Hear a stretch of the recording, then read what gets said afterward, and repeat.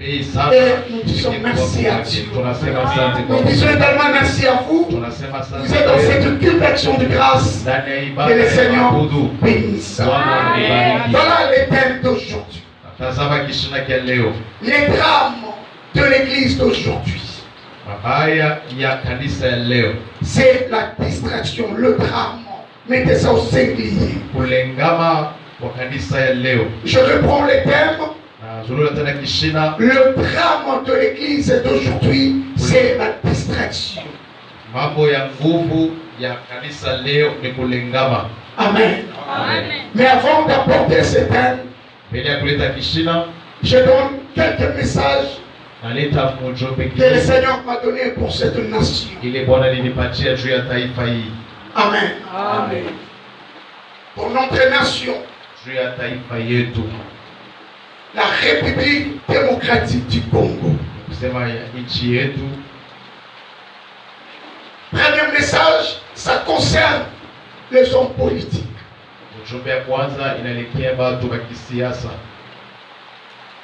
Le Seigneur m'a fait voir dans une grande vision des étoiles qui précipitaient pour descendre à la terre. Et quand je posais la question à Dieu pour comprendre cette vision, le Seigneur m'a dit, il avait donné la mission aux politiciens de bâtir cette nation. Mais beaucoup d'entre eux, ils n'ont pas accompli la volonté du Seigneur.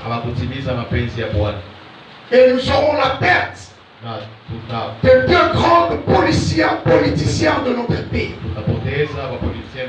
Et le Seigneur veut relever une génération, une nouvelle génération de politiciens qui vont conduire ce pays dans la gloire. Et la gloire de ce pays, c'est bientôt. Et deuxième message que le Seigneur m'a donné, ça concerne l'église, le corps de Christ. Beaucoup de hommes de Dieu censés de construire ce pays dans la prédication, censés de construire ce pays dans la prière, mais ils ont sombré le pays dans la désolation et dans la honte. J'ai vu aussi la mort de plusieurs serviteurs de Dieu dans mon pays. Et il y a une nouvelle génération de hommes de Dieu qui vont monter.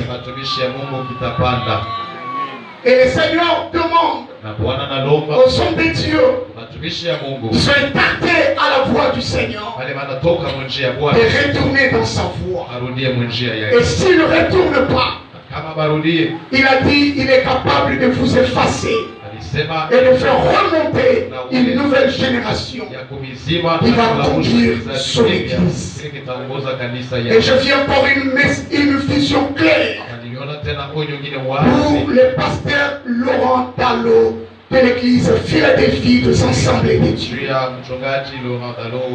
Le Seigneur me dit ceci pour vous, hommes de Dieu. Il t'a appelé pour accomplir de grandes choses dans cette nation. Mais ce qui est vrai, tu vas passer des temps compliqués, des temps de critiques, des temps de rejet et le temps de combat. Mais dans tout ça, le Seigneur est avec toi et tu seras vainqueur. Et je vous ai vu, homme de Dieu, couvert de notre drapeau de la République démocratique du Congo, mais tu sortais dans une grande fête. Et le fait signifie des tourments et des troubles que les gens, le peuple, va mener dans ta vie. Mais le Seigneur est là pour combattre pour toi. Que Dieu bénisse notre nation, la République démocratique du Congo. Amen. Amen. Alors je retourne dans notre thème. Ça c'était des messages que Dieu a voulu que tous les Congolais nous suivent. Et que les Congolais prennent soin de prier pour leur pays. Je retourne dans les thèmes que je vous ai donnés. Les drames de l'église d'aujourd'hui, c'est la distraction.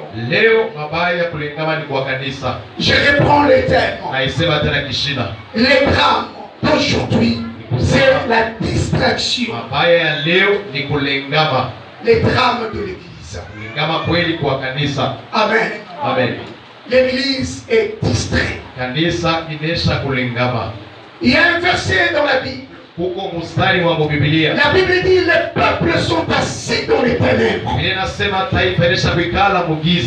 Alléluia. Amen. Les peuples sont assis dans les ténèbres. Mais une lumière apparaît pour venir éclairer les nations et le peuple. Et cette lumière, c'est Jésus. L'église n'est pas appelée de rester dans les ténèbres. Les ténèbres pour l'église, c'est la distraction.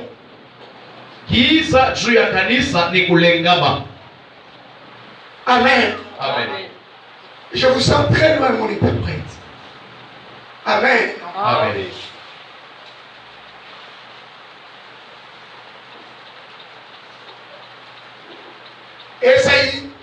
Isaïe, chapitre 60, le verset 1er.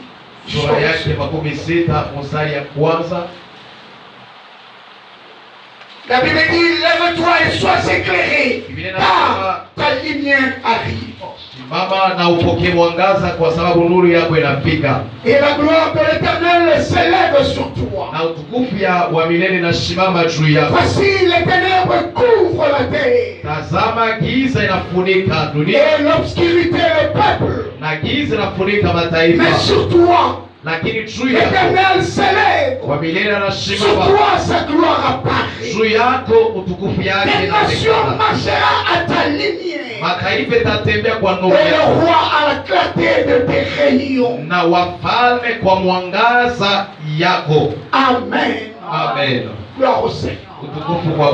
Le premier verset nous parle que les peuples sont assis dans les ténèbres.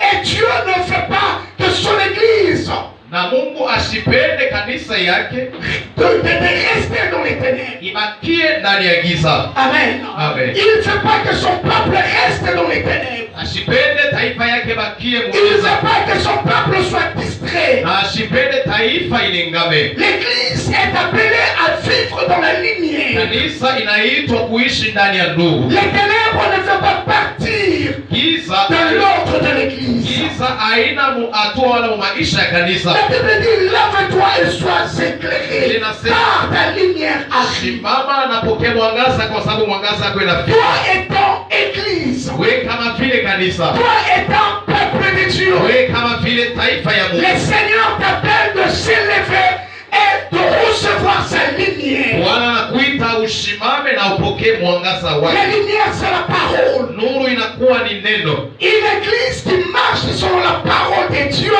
marche dans la lumière de Dieu. Kanisa iko natembea kufuatana na sauti ya Mungu, unatembea ndani ya nuru. Amen. Amen.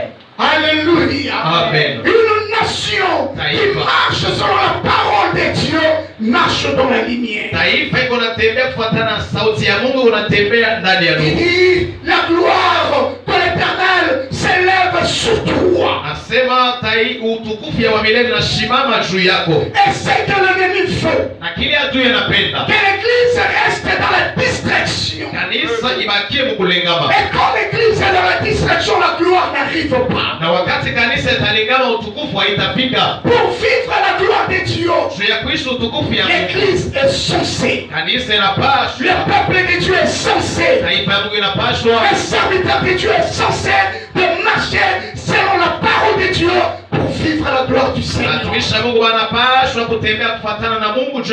diable sait ces choses.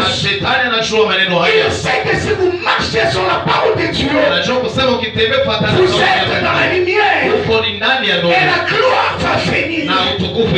C'est pourquoi le diable se lève dans cette nation. Il se lève dans des églises pour enlever la parole de Dieu, afin que le peuple soit distrait, afin que le peuple marche dans les ténèbres. Mais je veux rien dire à l'église, à l'église du Congo, à l'église de mon pays. Alléluia. Lève-nous. Recevons la lumière de Dieu qui est la parole du Seigneur.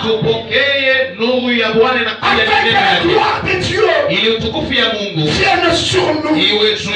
Laissez-moi vous dire. Laissez-moi encore vous dire. Les celles qui peuvent bâtir cette nation. Les celles qui peuvent bâtir nos filles. C'est le Seigneur Jésus-Christ. La Bible déclare.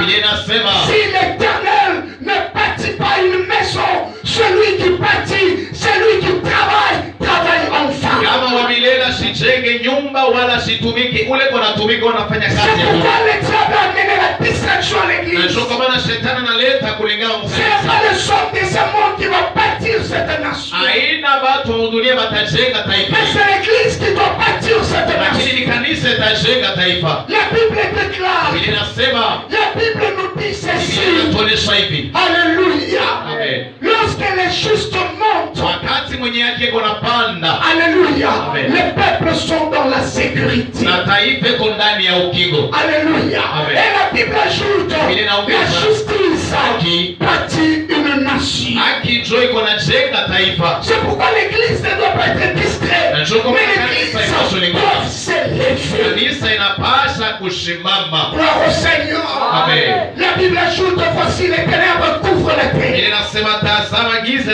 l'obscurité les peuples. Sur toi, sa gloire apparaît. Même si tout le monde peut vivre dans les ténèbres et dans l'obscurité, mais l'église doit vivre dans la lumière. L'église ne doit pas marcher comme le reste du monde. L'église doit amener la gloire de Dieu. C'est toi qui dois amener la gloire de Dieu dans ta maison, dans ta famille, dans votre quartier, dans votre travail. C'est toi qui dois amener la gloire. Et le diable connaissant ces choses, il amène l'église dans la distraction. Va dans des réseaux sociaux. Tu verras comment l'église est en distraction. Quel pasteur est contre l'autre pasteur. Quelle église est contre cette église-là. Ce sont des choses que l'église ne pouvait pas vivre. Alléluia. Tant que l'église est dans la distraction, bien-aimé, la gloire ne viendra pas dans cette nation. Tant que l'église sera dans la distraction, la gloire ne viendra pas dans nos familles. L'église doit s'élever pour marcher dans la lumière, pour marcher dans la grandeur, pour marcher dans l'obéissance de la parole de Dieu. Écoute encore ce que la Bible dit. Des nations, marchera à ta lumière. Et le roi a la clarté de tes rayons. L'église ne doit pas marcher selon le monde, mais c'est le monde qui va marcher à cause de notre lumière. Alléluia. Et l'église doit comprendre ce chose. Aujourd'hui, je vois l'église. L'église a tourné le regard dans le monde. Or, c'est le monde qui doit regarder l'église. La vie n'est pas dans le monde, mais la vie est dans l'église. La vie n'est pas auprès de son politicien, mais la vie est auprès de Dieu. C'est pourquoi j'exhorte les hommes de Dieu et quitter la distraction. Notre distraction est en train de détruire cette nation. Notre distraction est en train de